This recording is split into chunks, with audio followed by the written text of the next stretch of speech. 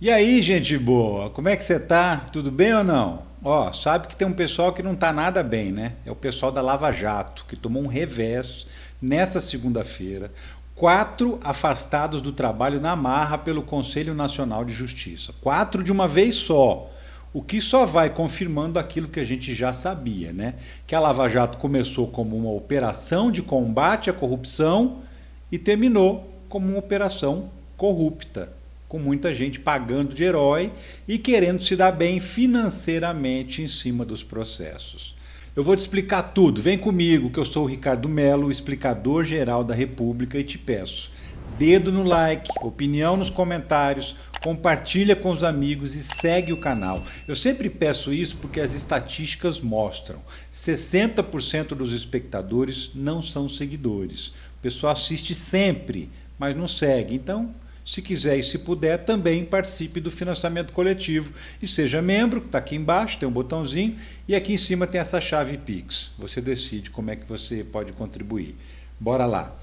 Seguinte, o Conselho Nacional de Justiça, ou seja, os fiscais dos juízes do Brasil, afastaram do cargo 2 juízes e 2 desembargadores do Paraná ligados à Lava Jato.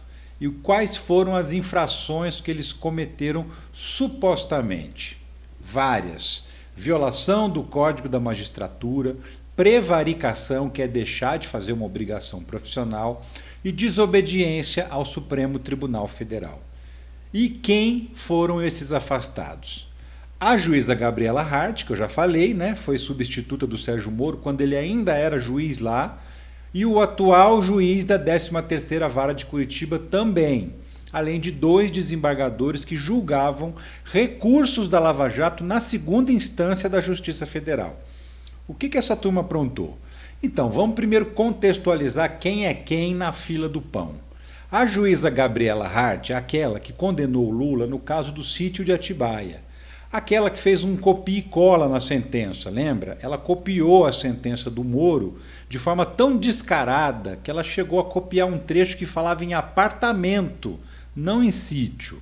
Era um trecho da sentença do triplex do Guarujá que ela tinha copiado na cara de pau. Ou seja, ela nem julgou de verdade, né? Ela também foi a juíza que homologou a criação daquela fundação da Lava Jato, lembra? Um esquemão bilionário que tinha sido armado pelo Deltan Dallagnol.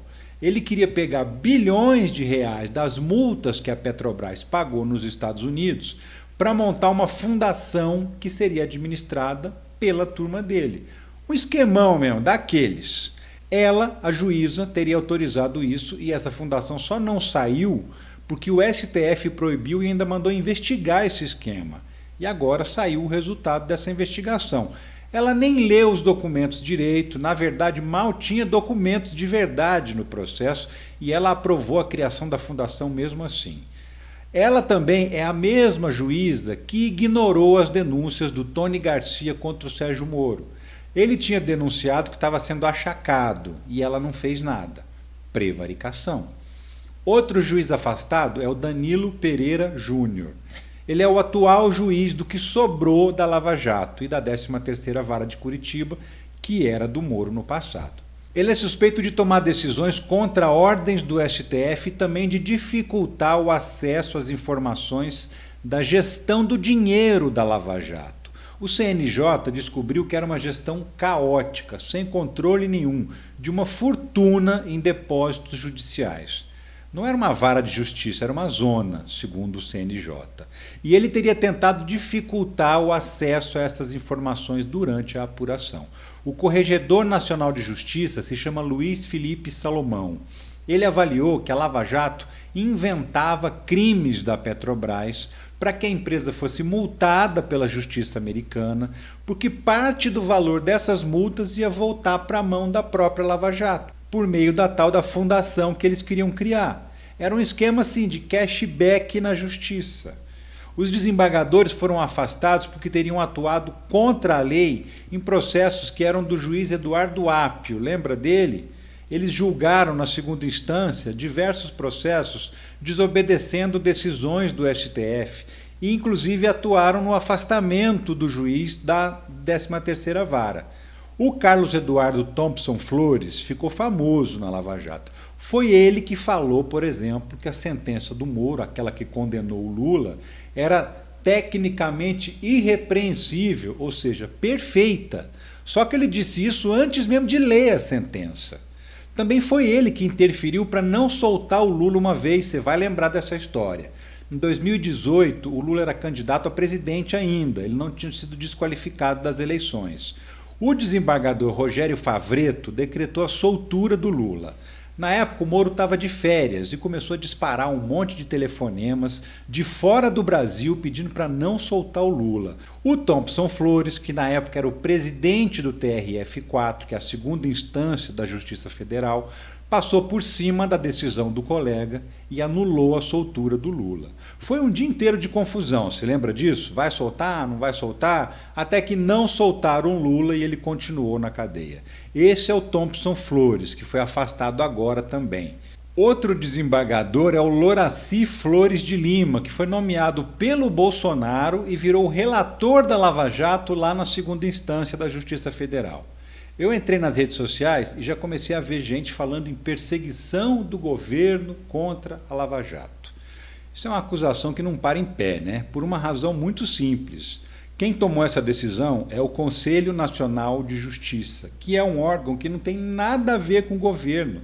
É um grupo de fiscalização de dentro do próprio judiciário. Então, eu estou falando aqui é que a própria justiça é que está dizendo que esses juízes infringiram a lei.